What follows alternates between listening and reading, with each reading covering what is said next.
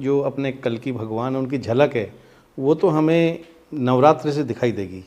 कल्कि का कार्य पूर्ण रूप से नवरात्रों के बाद इस धरती के लिए आरंभ हो जाएगा और उसके लिए जो परिस्थितियां बनेंगी वो प्रकृति उससे पहले पहले उन परिस्थितियों का निर्माण कर देगी जहां पर वो कार्य करना किसी साधारण मनुष्य के वश की बात होगी ही नहीं।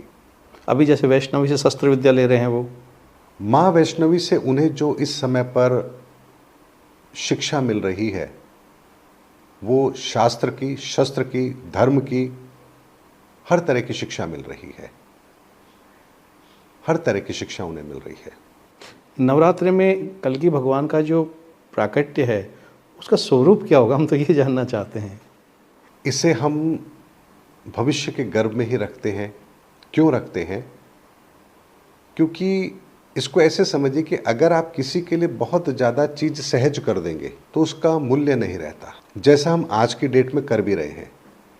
बहुत ज़्यादा पाप हो गए, वहाँ जाके नहा लो, स्नान कर लो, या ये कर लिया तो हज कर लो, आपके सारे पाप दूर हो जाएंगे।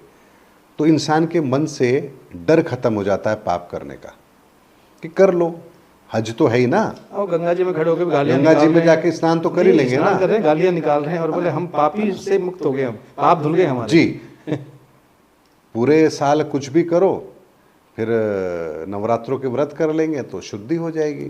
तो हम ये जो चीज़ें करके बैठे हैं ना, तो एक बात को समझने देते हैं कि जो भी कल्कि को जानना चाहता है, समझना चाहता है, अपने भीतर वो तड़प पैदा करे कि हाँ, मैं कल्कि से मिलना चाहता हूँ, कल्कि के कार्य में सम्मिलित होना चाहता हूँ। हे ईश्वर, मुझे भी तो प्रेरणा दो जिससे मैं कल्कि को जान पाऊँ, समझ पाऊँ।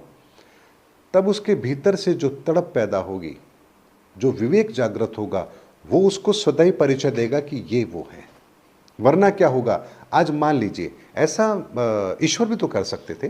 जैसे एक हनुमान जी तस्वीर हमारे सामने रख देते कि देखो ये फेस जिससे मिलेगा वही कल्कि होंगे, तो होता क्या, हमारे सामने कल्कि आ गए, देख लिया, फिर हम पैरामीटर लगाएंगे, अच्छा ये कल्कि हैं तो चलो धरती को घुमा के दिखाएं, ऐसे हाथ करें सब कुछ ठीक हो जाए, पाप खत्म हो जाए, ये ट्रंप ठीक हो जाए, ये ऐसा हो जाए, भारत विश्वगुरु बन जाए, हमारी इकोनॉमी, मतलब हमारी जो सोच है, हम उस पैरामीटर पर ईश्वरीय ऊर्जा को परखेंगे। जबकि ईश्वरीय ऊर्जा तो बहुत अलग तरीके से काम करती है और ये गलती हमेशा से इंसान करता आया है। राम एक तरफ विलाप कर रहे हैं, गोद में लक्ष्मण है और आंखों से आंसू बह रहे हैं और कह रहे हैं, हनुमान मेरे लक्ष्मण के प्राण बचा लो। अब सोचिए, और हनुमान जी हाथ जोड़ के खड़े हैं, प्रभु क्या आदेश है मेरे लिए, है?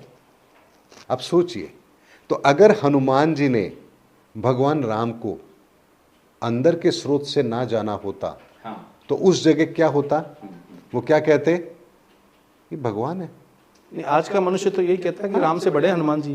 देखो, जो राम जी नहीं कर सके वो हनुमान ने किया। हाँ, देखिए आज का प्राणी की जो इंसान सोच यही है, कहता है, और उसकी जो सोच है। और हनुमान जी क्या कर रहे हैं? प्रभु मेरे लिए क्या आदेश है? नहीं, वो तो कहते हैं मेरी कोई बड़ाई नहीं है, ये और आपके नाम का प्रताप और है। यहाँ पर उस चीज के अंदर भी वो क्या कह रहे हैं, वो क्या समझ रहे हैं, देखिए आप, हैं? वो कहीं पर भी उनके मन में कोई संदेह नहीं कि अरे राम की गोद में लक्ष्मण लेटे हैं और मुझे कह रहे हैं कि मेरे लक्ष्मण के प्राण बचा लो। तो हम अगर होते तो हमारे भीतर तो कितना अहंकार आ जाता। अहिरावण उठा के ले गया, हनुमान जी बचा के ला रहे हैं, फिर भी अहंकार नहीं, फिर भी अहंकार नहीं। क्यों? क्योंकि भीतर से जाना कि ये कौन है। अगर वो भी बाहर से जानते तो वो भी संशय में पड़ जाते। इसीलिए अगर आप भीतर से जान लोगे कि कल्कि कौन है, तो फिर कल्कि किसी भी अवस्था में होंगे, आपके भीतर संदेह नहीं होगा।